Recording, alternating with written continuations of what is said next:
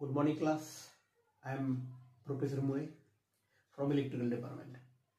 तर सर्वांचा first basic question असतो, सर मला BEE पास करायचं आहे, मला BEEचा एंड सेमला चांगला स्कोर आला पाहिजे, तर मी काय करू? त्याच्यावर त्याचा व्हिडिओ बनवूया आपण. एक थोडासा लॉंग व्हिडिओ होईल, पण हा व्हिडिओ नीट बघा. कन्फर्म पास होणार तुम्ही, म्हणजे मी गॅरंटी देतो की तुम्ही आरामात पास व्हाल. फक्त जे सांगतो तसं करा.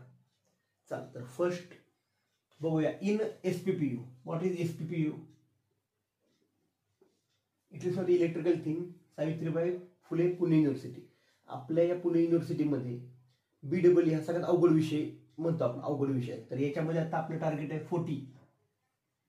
त्याच्यामध्ये इनसेमला किती पडले, तर इथं मी तुम्हाला 35+ देतो मार्क्स. SPPU BEE विषयासाठी 35+ आरामात देतो. जे सांगतो ते करा. हा चलो, फर्स्ट पॉइंट बघू आपण. सर्वात इझी, सर्वात सोपा, अभ्यासाला हार्डली 1 तासाभरात पॉइंट होईल हा.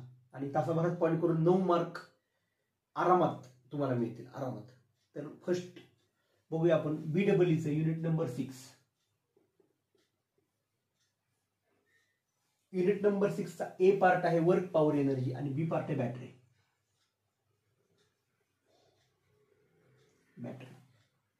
सर्वात माझा आवडता पॉइंट आणि पास ज्याला व्हायचं BEE त्याला युनिट नंबर 6 आणि बॅटरी हा एक खूप छान विषय आहे. अगदी 1 तासाभरात मी जर सांगितलं, तासाभरात आरामात होऊन आरामात स्टडी करू शकता. चलो, तर काय बॅटरीमध्ये 2 टाईपच्या बॅटरी आहेत. एक आहे इथे लिहितो लीड ऍसिड बॅटरी आणि एक आहे लिथियम आयन. एक आहे लीड ऍसिड, एक आहे लिथियम आयन. काय करायचं सांगतो तुम्हाला. काय करा तुम्ही, पहिले नोटबुक घ्या. नोटबुक घेतल्यावरती एक बॅक पेज असतं आणि फ्रंट पेज असतं.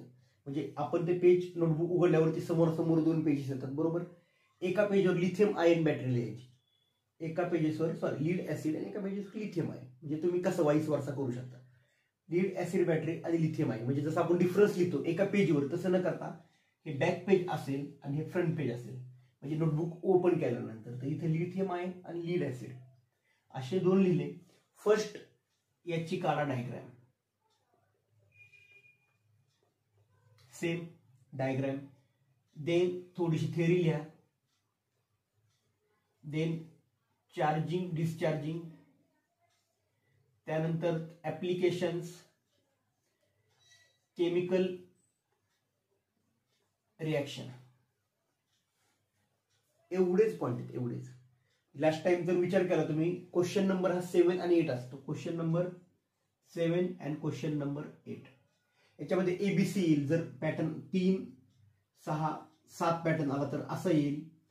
और 3, 6, 6 पॅटर्न नुसार डिपेंड आहे, कसा येऊ शकतो. तर याच्यामध्ये 3 मार्काला मोस्टली क्वेश्चन येतो right application of lithium ion battery or lead acid battery.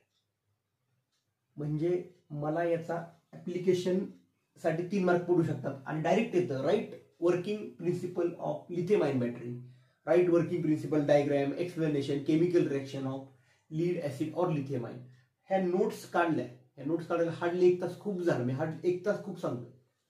माझ्या माहितीनुसार 20-22 मिनिटं खूप झाले याच्या नोट्स काढण्यासाठी. या युनिटमध्ये एवढंच करायचं फक्त. 2 केमिकल रिएक्शन त्या पाठ करून जायच्या, 2 पाठ. ह्या रिएक्शन केल्या, एवढे क्वेश्चन तुम्ही फक्त या नोट्स काढल्या तर या नोट्स वरती तुम्हाला आउट ऑफ 15 बॅटरीचे 9 मार्क्स मिळणार. इथे लिहून घेतो मी पहिले 9 मार्क. करेक्ट. इथे 9 मार्क्स मिळतील. याच्यामध्ये काय अवघड आहे का, काय कन्फ्युजन असेल तर मला कमेंट करा किंवा माझा फोन नंबर मी दिला लास्टला, मला कॉल करा. आरामात आपण याचं डिस्कशन करू. बॅटरीचे एवढेच पॉइंट आहेत, परफेक्ट करा 9 मार्क्ससाठी. हा चलो. Second very important, work power and energy. म्हणजे युनिट नंबर 6 चा part A, work power energy. याच्यामध्ये फक्त 2 डेरिव्हेशन आहेत. किती डेरिव्हेशन? फक्त 2. एक आहे RTC अँड सेकंड आहे इन्सुलेशन रेजिस्टन्स ऑफ केबल. या 2 पैकी एक डेरिव्हेशन 6, 8 और 7 किती मार्क लिहू शकतो. 7 मार्काला येईल, काही वेळा 8 मार्काला येईल, काही वेळा 6 मार्काला येईल. हे 2 डेरिव्हेशन आणि बॅटरी असं एक क्वेश्चन तयार होतो. बॅटरीचे 2 क्वेश्चन आणि हा एक. अदरवाईज सेकंड क्वेश्चन असा होतो की याचं पण आरटीसी, तर I think what is factor affecting for RTC वगैरे असा क्वेश्चन 3 मार्काला येतो. तो 3 मार्काला मध्ये बॅटरीचा क्वेश्चन येतो आणि अगेन याचाच एक डेरिव्हेशन येतं. कुठलाही क्वेश्चन येऊ द्या, हे 2 डेरिव्हेशन आणि तो बॅटरीचे क्वेश्चन हे परफेक्ट पाठ करा. या युनिटला 9+7 म्हणजे माझ्या माहितीनुसार इथं मिनिमम 12 मार्क्स पडणार. मिनिमम कमीत कमी 12 मार्क्स एवढंच करा.